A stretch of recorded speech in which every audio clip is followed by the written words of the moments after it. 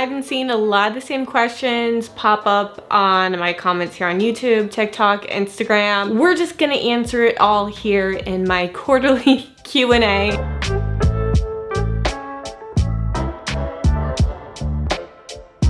This first question I get in every single one of my Q&As. It is, how is dating life going as a single mom?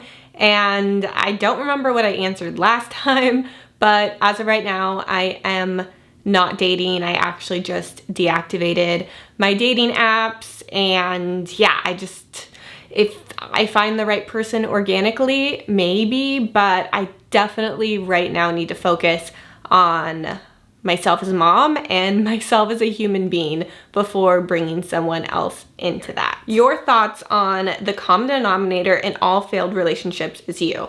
That can sound mean, right? But then I thought about it, and it doesn't necessarily mean that you're the reason you mess up, you're a bad person, and that's why your relationships fail. For me, at least, I can definitely look back and see that the common denominator has been drawn to people who feel lost and broken, and another side of my childhood was also taking care of my family. And it's, you know, as an adult, that's not a healthy way to be in a relationship. But because this was normal within my childhood, it feels like home and normal now to have had relationships like that. And I think that's why I was drawn to people who I felt like were broken like me, and I could be there to help them and save them and care for them. I need to come to a place where I don't repeat this cycle, and I realize even though I've experienced bad things in my life, I am not a broken person. I deserve someone who can not only take care of themselves, but be there for me when I need them too. And it's not my job to care and nurture someone 100%. I deserve to be with a healed person, and they deserve to have me healed too. How do I relax as a single mom? I think a great way when I'm really overwhelmed and I'm not getting a break for long periods of time, I incorporate her into my self-care routines. She takes bubble baths with me. That way, you know, she can get, like, it's like killing two birds with one stone. She gets clean. I also can just relax with her in there. It's good bonding, and it is pretty peaceful, except for when two wet humans are trying to get out of the bathtub and not fall at the same time. Now that my daughter is older, she's almost 4, I really feel like more so I can incorporate her on things that bring me joy, like just window shopping through a mall. We both kind of get some steps in. She gets her energy out. That is relaxing. My daughter can sit through a whole movie. I just took her to the movies for the first time 2 weeks ago, and we've seen 3 movies. Pretty much, if you are not getting time for yourself and there is no break in sight and you need to relax a little bit, I would try incorporating your little one as much as you can into things that you guys can both enjoy together and that can bring you a little bit of peace but still entertain your little one. I'm trying to think what to do next. We still have my weight loss. How is the stomach on my skin doing years after giving birth? 4 years now. Because I used to give you guys updates all the time, and then I felt like things kind of plateaued, but I want to kind of show you what it's looking like now. But I think we're gonna go with probably the most popular question everyone asked me is, how am I doing? How is my mental health? There were so many different versions of this. Let me just say thank you so much for checking in on me and seeing how I'm doing. Obviously, if you haven't watched my past videos, I've been kind of going through a mental health journey. Once again, I decided to go back on medication. It's not an SSRI, it is Wellbutrin, so it affects differently. I'm about a month in, and I have a check-in with my psychiatrist next week, and I'm pretty much just gonna tell him what I'm telling you guys right now. Started off really well, and now I feel like it's just been going downhill. So I don't know if we're gonna change my dose or what, but I'm definitely not, it was not like an upward. It was like, oh, this is working, and then oh no. But the one thing I will not do is give up. And of course, therapy. And I would like to thank today's sponsor, who is BetterHelp. I have used them for 3 years on and off. The off times have been when I spiral.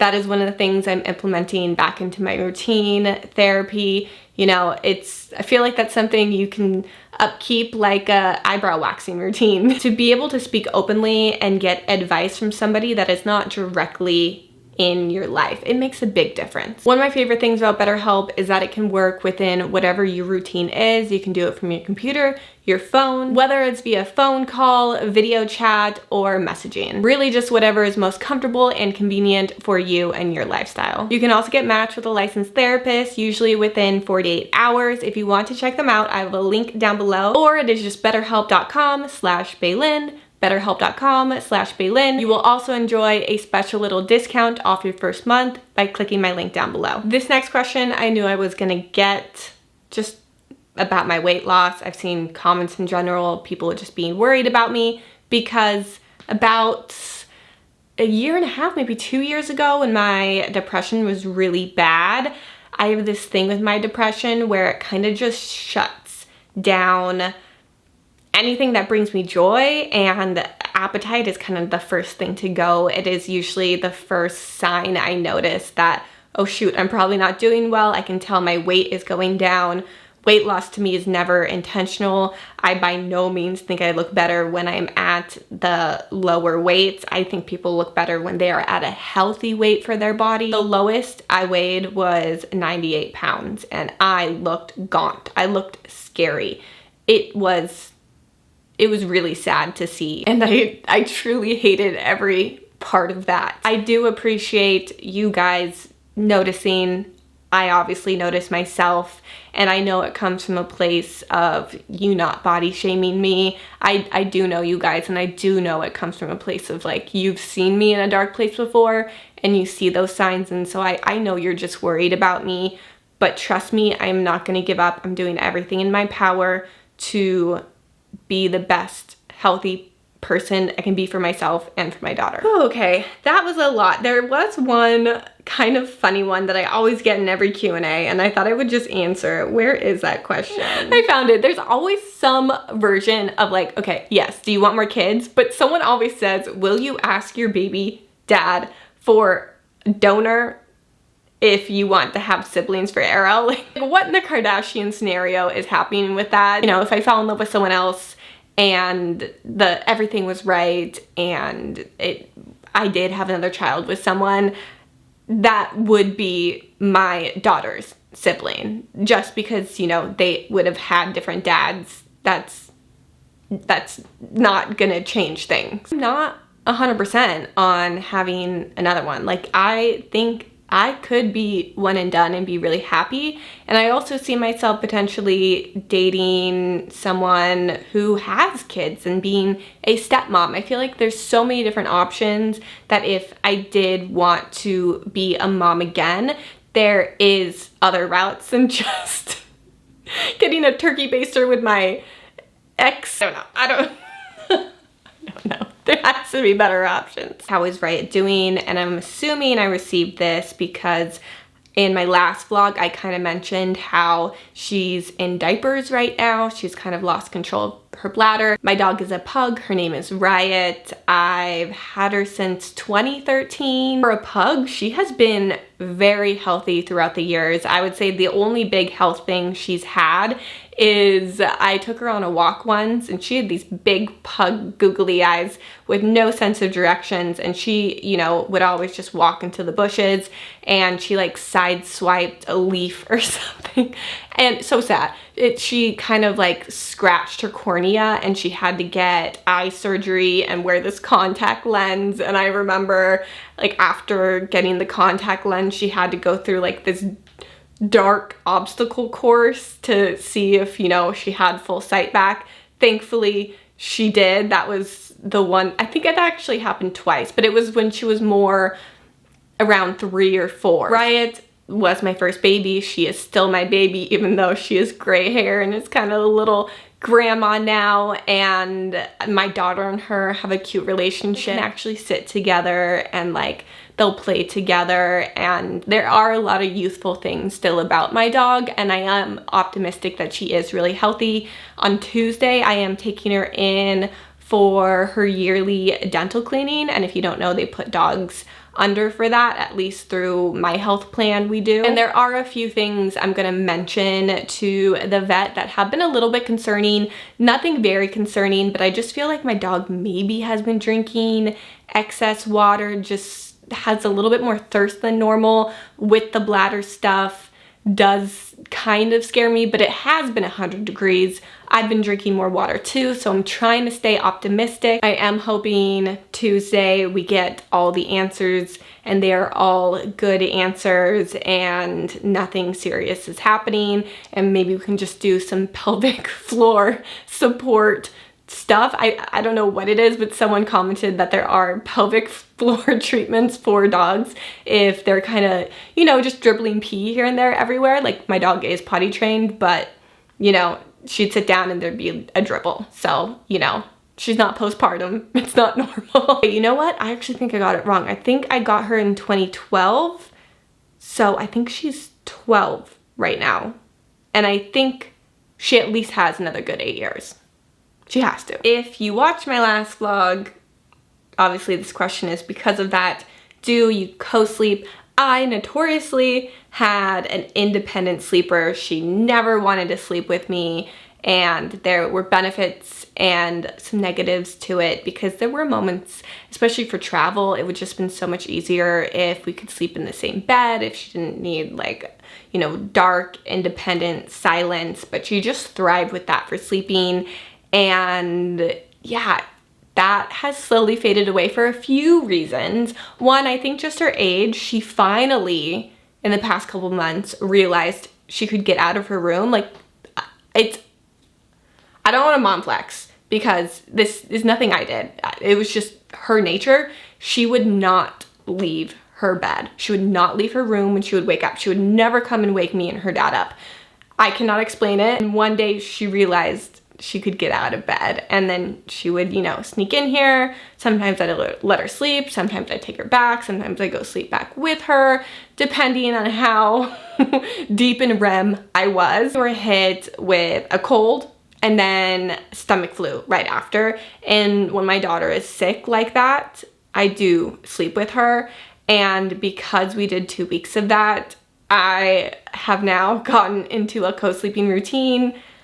I kind of love it. I do miss having an hour or two at night by myself to kind of decompress, but I also tell myself my daughter will only be this young. These moments are so fleeting. She's not gonna want to sleep with me all the time. I really do cherish it, and I almost feel guilty because I kind of, a part of me is doing it for me. Like, I've kind of grown to love it, but I think I do need to get her back into independently sleeping and, you know, just do more of, this is a special thing if you want to sleep in mommy's bed or have her sleep with you, but that, you know, it's just as great to independently sleep. I'd love a good mix. We don't have that right now, but yeah, honestly, that's how that journey is going for us. Do you think you'll ever get a conventional job? And if so, what would that be? Love you. So, I have worked a lot of jobs. I started making videos when I was 17. It became my full-time job when I was 24. So in that time, I worked in high school at a place kind of like Jamba Juice. I forget what it was actually called. It closed down. But yeah, I would just make smoothies and juices and frozen yogurts type thing. And then in college, I did an internship. My major was gonna be fashion merchandising. Well, it was. And then I did my internship with fashion merchandising at a cashmere company. And we were more on the selling side than the buying side. And I hated it. It was a lot of cold calling. It was a lot of lying. I did work for probably a very shady, bad company. They would legitimately smoke cigarettes inside the office of like 4 people. They would have me like cold call Nordstrom's and pretend that they made an order and that it got like lost, and if I could send over a new order sheet and they could just fill it out, like pretty much tricking them. That's when I was like, I don't know if I want to work in fashion. I did work as a makeup artist freelance here and there in college. I did do some makeup for Brandy Melville and some makeup for weddings. I also worked as a waitress in college at a sushi restaurant called Sushi Stop here in West LA. Really good sushi. Everything's like $2.75. I actually would go there so much to get like a $3 meal after college that the sushi chef was like, you come here so much, you should work here. And I said, okay. And he said, come in tomorrow. And that's how I got the job. I lasted 3 months until they fired me because they said I showed too much cleavage when I was wearing the same tank top everyone else was wearing and I had A cups.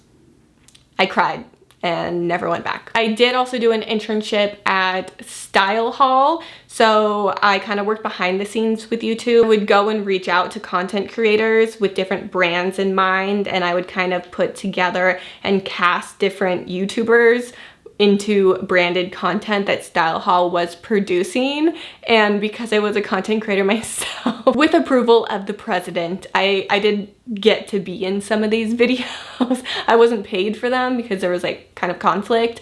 But yeah, that's kind of how I got into, I was already doing YouTube for like 5 years at this point, but that's kind of how I really saw that it could be a full-time job and more of a business, because sponsorships and brand deals and networks were not a thing until then. So I think after all of this, if I wasn't in front of the camera doing social media, I really did enjoy working creatively behind the scenes for social media. So I probably would work for some social media company and help with branding and marketing and coming up with creative concepts alongside brands. I really love that aspect. Oh, and I did have one more job where I would edit other YouTubers' videos. I had a little side hustle business where I did that. And maybe I would incorporate that too if I had a little boutique agency where I could do put all my knowledge of social media into making other people stars and just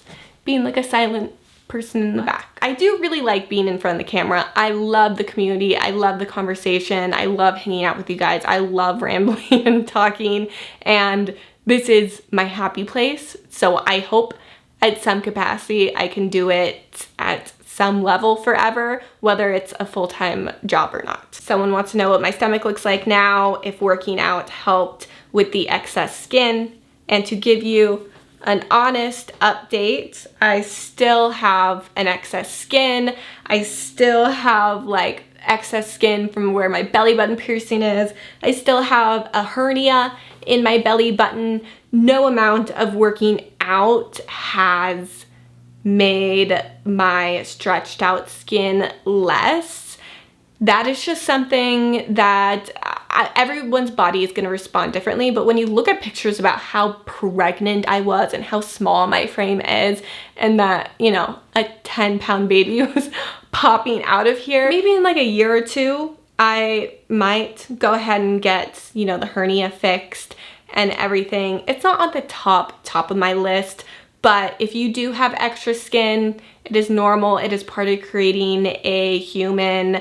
Obviously the hernia, you know, you should probably get fixed because you could get complications eventually. You could also not for a very long time. Very, very important tip right here, okay? Because I have seen and talked to different people, you know, med spas, plastic surgeons on what to do with the extra skin. Do not waste your money with anything. Like, I did microneedling on my stomach, made no difference. I was gonna try to do lasers, just tighten up the skin, and what I got from everyone was I could do it, but it's not gonna make a difference. Anything like cool sculpting, not gonna make a difference. Extra skin is just loose skin, and the only way to get rid of it is something like a tummy tuck. No amount of working out is gonna tighten up the skin. Working out is great for you, but it's just, that's not going to make an effect. No lotion, no anything anyone's trying to sell you on TikTok is going to tighten up loose skin. So just do not waste your money on it. I'm probably just gonna live with mine. It's not a huge deal. It made a human. It's just, you know. Someone did ask me if it got better over the years, and I'm gonna be honest, it definitely got more loose over the years. I would say it tightened up probably up until a year and a half postpartum, and then it stayed pretty much the same for a year, and then the past year it's just kind of loosened up a little bit. So everyone's gonna be different. That's just my experience. That's how my body is 4 years postpartum. I've been rambling now for an hour. I do have a lot of questions left, but I feel like I have word vomited enough. I am sorry if I didn't get to your question this time. Let me know what you would like to see in the future. I really want to make short form content. If you give me advice on people you really like to watch on TikTok and why you like to watch them, I'm so used to long form content. I mean, you just watch me word vomit forever. I don't know how to create consistent short form content, even though it seems like it should be easier. I just need like a millennial brain refresh on how to do short form content because I do consume a lot of it myself.